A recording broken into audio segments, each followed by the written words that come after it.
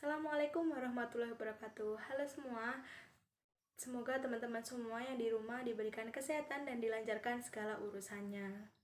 Dan jangan lupa selalu stay safe ya teman-teman. Oke, pada video kali ini saya akan menjelaskan materi terkait MANOVA, yaitu Multivariate Analysis of Variance. Nah, sebelumnya pepatah mengatakan tak kenal maka tak sayang. Perkenalkan, saya Nurita Aska Fitriana, mahasiswa kelas analisis multivariat 1B dari mahasiswa Sarjana Statistika Universitas Brawijaya angkatan 2019. Sebelumnya teman-teman wajib klik komen, subscribe, dan like pada video kali ini. Dan jangan lupa simak sampai akhir ya teman-teman. Nah, pada video kali ini menjelaskan terkait materi MANOVA. Apa sih MANOVA itu? Sebelum kita masuki ke MANOVA, pastinya kita akan mengulik apa sih ANOVA. Nah, pastinya teman-teman tidak asing lagi dengan istilah ANOVA. ANOVA sendiri itu apa sih? ANOVA adalah analisis varian yang digunakan pada variabel respon yang hanya satu. Sedangkan MANOVA itu adalah pengembangan dari ANOVA di mana jumlah variabel responnya itu terdiri dari lebih dari satu. Nah, tujuan dari MANOVA sendiri yang pertama yaitu untuk mengetahui apakah sampel dari beberapa populasinya itu dari distribusi sampling yang sama. Sedangkan tujuan yang kedua yaitu untuk mengetahui apakah rata-rata dari dua populasinya atau lebih itu sama. Nah, sering diketahui bahwa analisis MANOVA itu digunakan untuk mengetahui apakah sebuah perlakuan berpengaruh secara signifikan atau berbeda secara signifikan. Nah, selanjutnya yaitu manfaat dari analisis MANOVA dapat digunakan untuk membandingkan vektor rata-rata populasinya. Oke, selanjutnya yaitu asumsi MANOVA. Asumsi yang digunakan pada multivariate analysis of variant itu yang pertama yaitu YI1, YI2 sampai dengan YIR adalah vektor contoh acak berukuran R dari populasi ke I di mana nilai tengahnya itu adalah mu I. I-nya itu 1, 2 sampai dengan T. Nah, asumsi yang kedua yaitu semua populasinya memiliki matriks ragam peragamnya itu bersama. Yang terakhir yaitu setiap populasinya berdistribusi normal.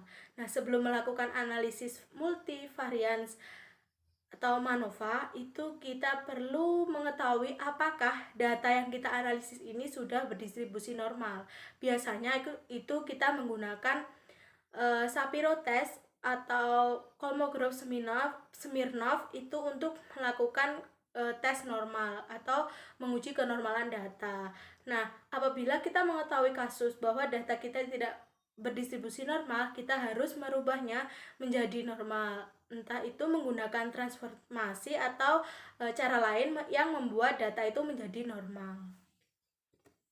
Oke, yang selanjutnya yaitu model umum dari MANOVA, yaitu XIJ sama dengan mu plus tau I sama dengan EIJ, di mana J-nya itu 1 sampai dengan N, I-nya itu 1 sampai dengan G, di mana G adalah banyak populasi. Oke, selanjutnya yaitu hipotesis MANOVA. Perlu digarisbawahi ya teman-teman, hipotesis ini adalah sangat penting dalam pengujian MANOVA ataupun ANOVA, di mana hipotesis ini digunakan untuk menentukan keputusan atau kesimpulan. Jadi kita mengetahui apakah tujuan penelitian kita itu berhasil atau tidak. Nah, pada hipotesis MANOVA ini sendiri yaitu H0-nya tau 1 sama dengan tau 2 sampai dengan tau G itu sama dengan 0. Yang artinya tidak terdapat perbedaan atau tidak terdapat pengaruh secara signifikan di antara perlakuannya. Sedangkan hipotesis lawan atau H1-nya yaitu minimal ada 1 tau I tidak sama dengan 0.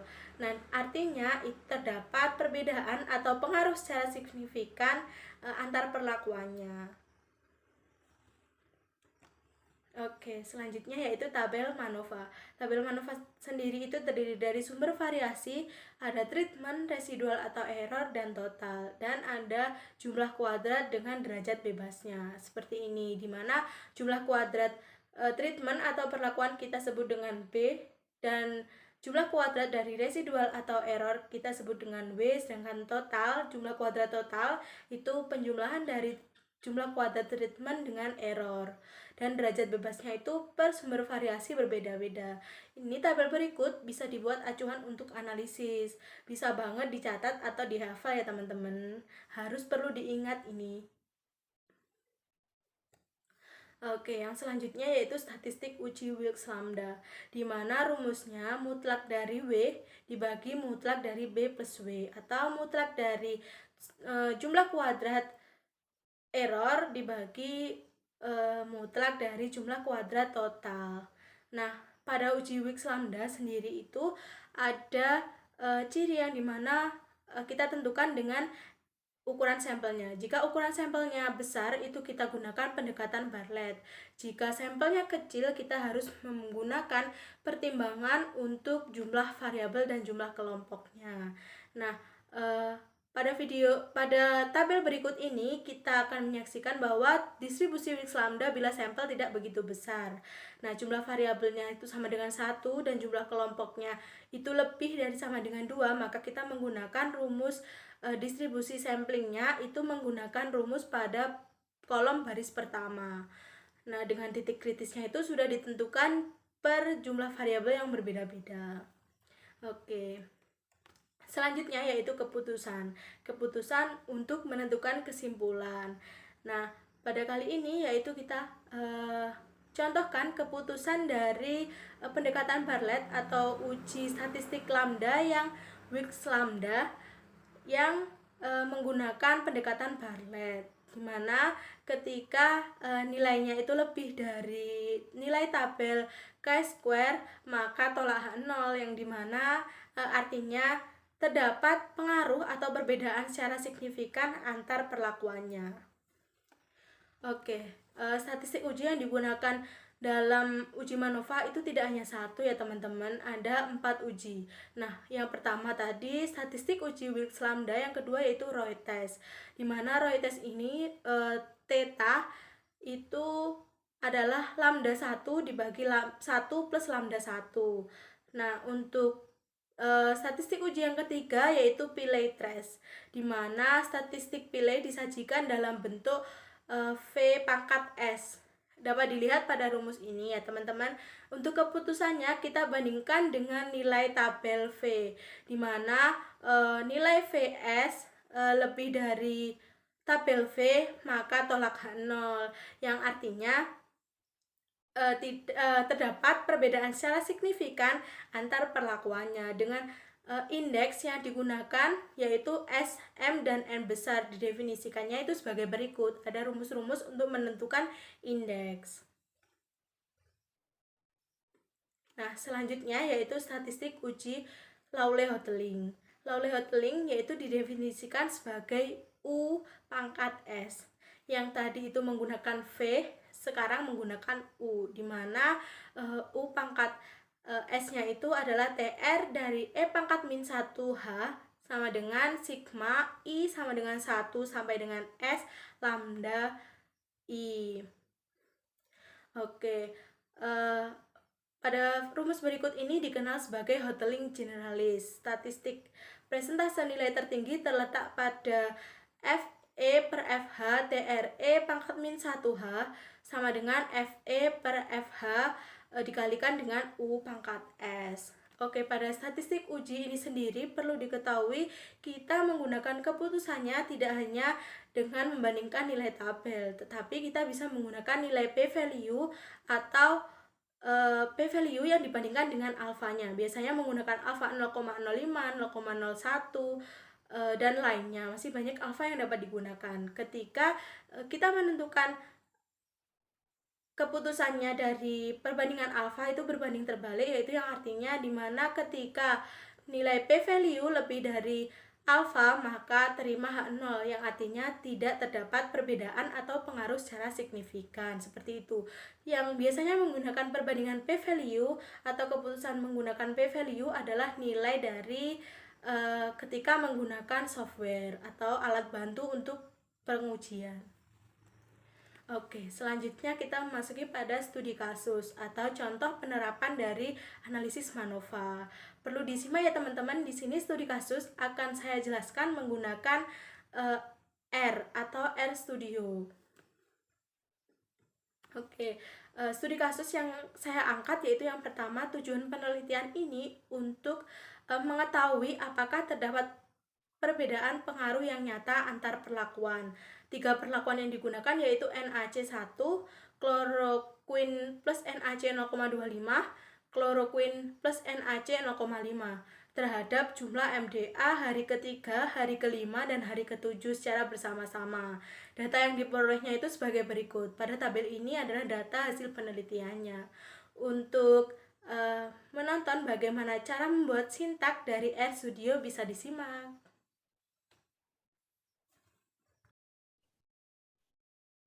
Oke, selanjutnya yaitu kita akan memasuki bagaimana cara membuat sintak pada uji MANOVA.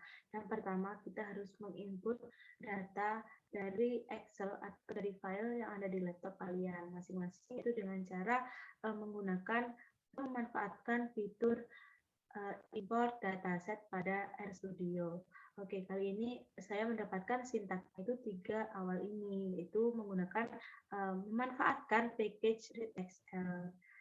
Nah, selanjutnya yaitu sintak ini yaitu untuk pemanggilan data per kolomnya. Sedangkan ini dari data kolom perlakuan.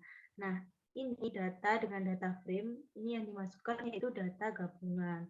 Data gabungan itu data dari gabungan kolom-kolom yang dipanggil di atas, yaitu seperti output ini. Oke, selanjutnya yaitu menentukan bagaimana uji asumsi normalitas atau normalitas dari kondisi data tersebut, yaitu menggunakan package MV norm test. Sebelumnya, teman-teman jangan lupa menginstal package ini dengan sintaknya itu seperti ini. Nah, dari data ini yang saya uji ini yaitu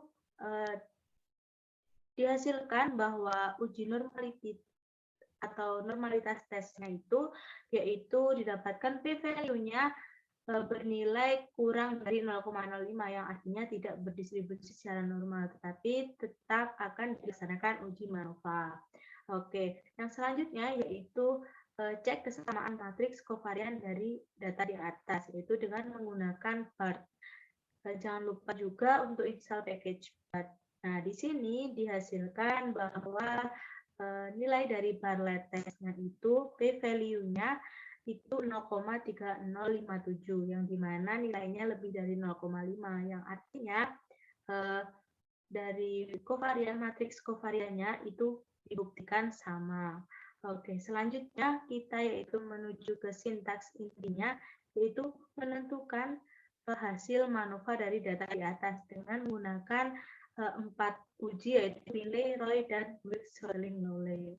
Nah, di sini kita dapatkan hasil atau outputnya itu seperti ini. Nah, diketahui bahwa p-value dari keempat uji ini bernilai lebih dari 0,05 yang artinya terima H0.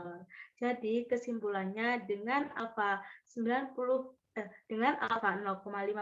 atau tingkat kepercayaan 95% cukup bukti bahwa tidak terdapat perbedaan secara signifikan atau pengaruh secara signifikan antara perlakuan dengan MDA hari ketiga, hari kelima, dan hari ketujuh. Mungkin video kali ini sekian, sampai di sini. Selamat menonton dan selamat menikmati.